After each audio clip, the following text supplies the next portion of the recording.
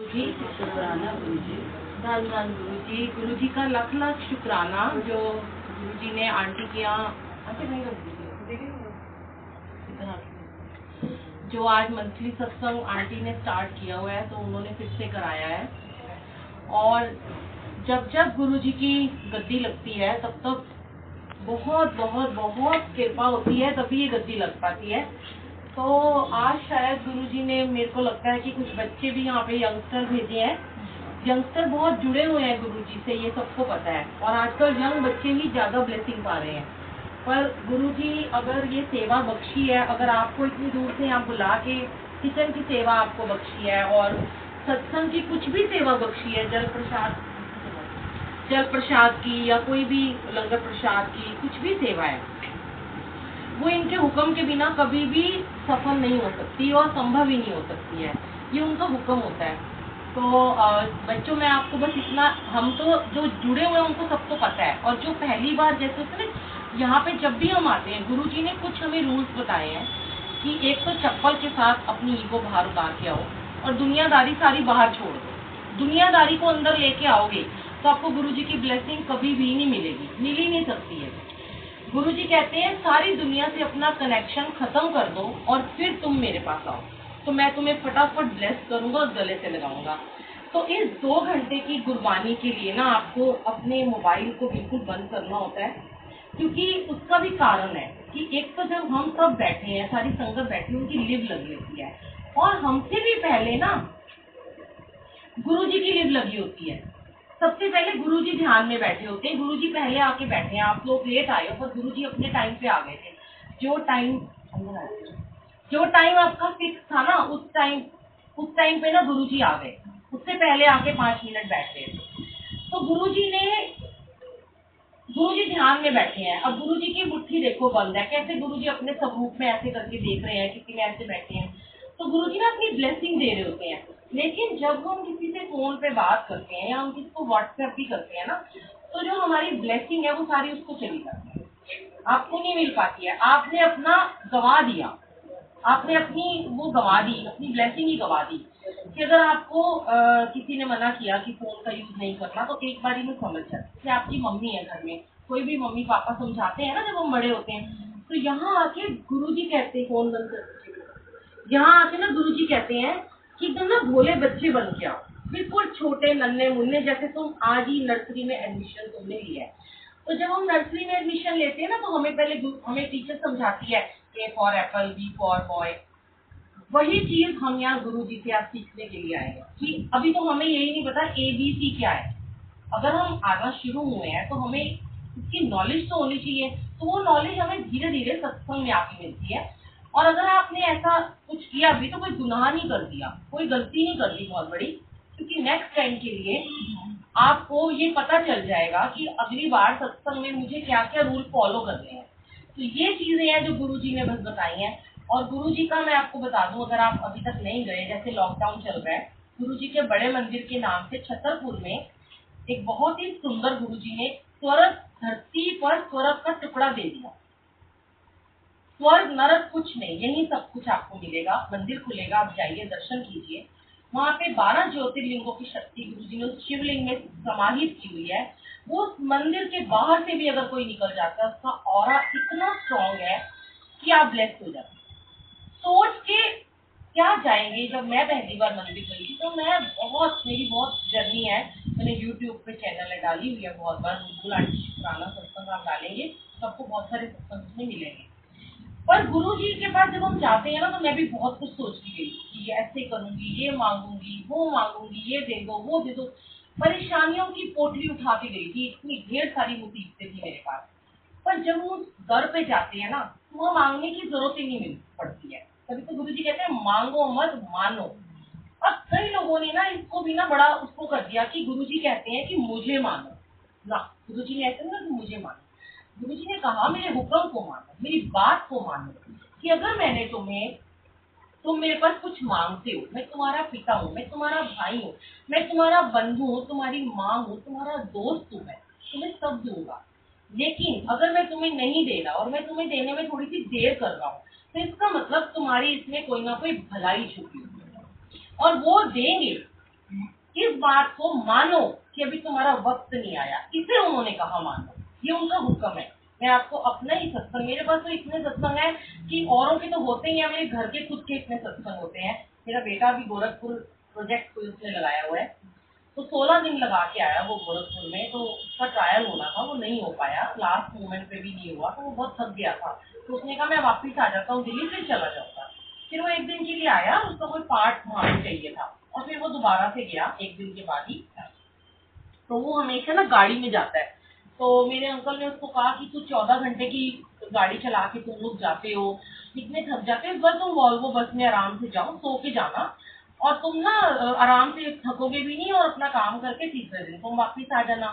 तो उसने भी कहना मान लिया पापा का। अब वो बड़े मजे से जी रात को वॉल्वो बस में 3 लोग बैठ गए।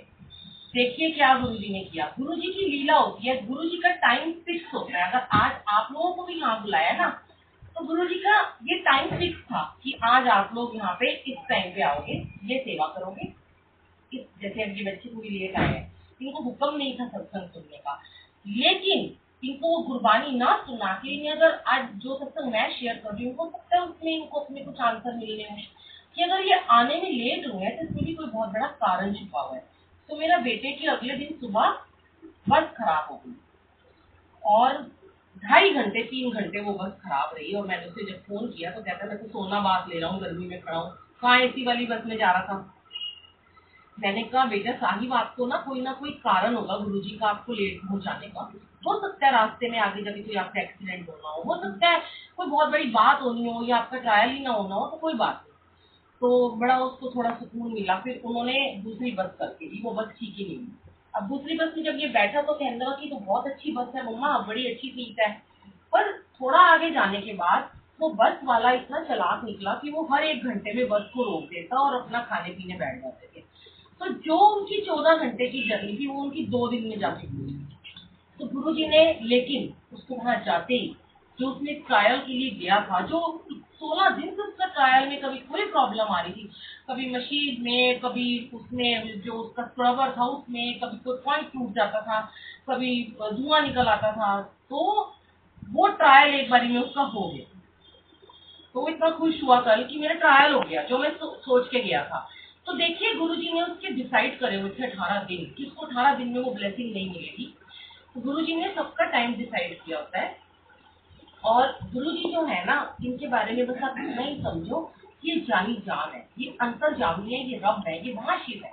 शिव जी ने, जब शिव जी के पास ब्रह्मा विष्णु महेश गए, जब मैं आजकल शिव पुराण पढ़ती हूँ तो उसमें बहुत सारी स्टोरीज है, बहुत सारी कथाएं हैं। तो उसमें लिखा है कि जब असुर आ जाते हैं, जब बहुत सारे राक्षस देवताओं के ऊपर आक्रमण करते हैं ना, तो वो सब शिव जी के पास गए। तो उन्होंने कहा कि कलयुग आएगा, तो कैसे होगा कलयुग में, कौन ऐसा रब आएगा, धरती पर मनुष्य योनि में कोई जाएगा तो वो जाके सबको कल्याण कर सकता है। तो शिव जी ने कहा कि मुझसे भी बड़ा एक महाशिव गुरु के रूप में अवतार ले, और उनको हम सब 33 करोड़ देवी देवताएं उनके अंदर हम अपनी शक्ति को डाल के उसे बनाएंगे, और रुद्र रूप में वो होगा। जो शिव जी का नाम रुद्र रूप ही है, वो गुरु रूप होगा, और वो कल्याण करने के लिए इस धरती पर आएंगे और दुष्टों का संहार भी करेंगे, पापों का। तो यही हुआ कि गुरु जी आए तो गुरु जी ने सबका कल्याण करना शुरू कर दिया।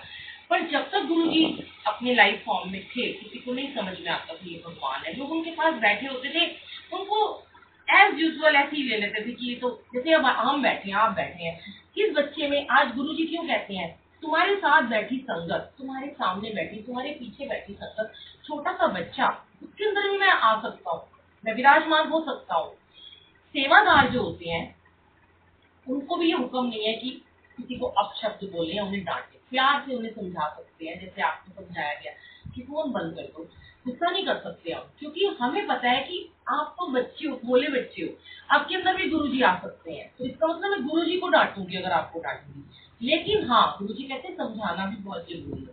सेवा लगाइए, अगर तुम्हें यहाँ सेवादार बनाया तो तुम्हें समझाना भी बहुत जरूरी है।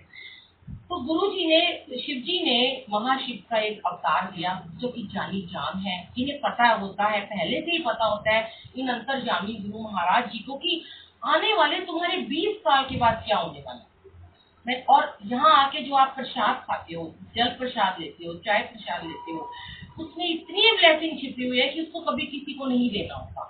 अपनी मम्मी तक को, अपने भाई तक को नहीं देना होता, क्योंकि हमें नहीं पता होता कि क्या हमारे को आने वाले जीवन में कल हमारा क्या प्रॉब्लम लेके आने वाला है, और गुरु जी तो ठीक कर रहे हैं।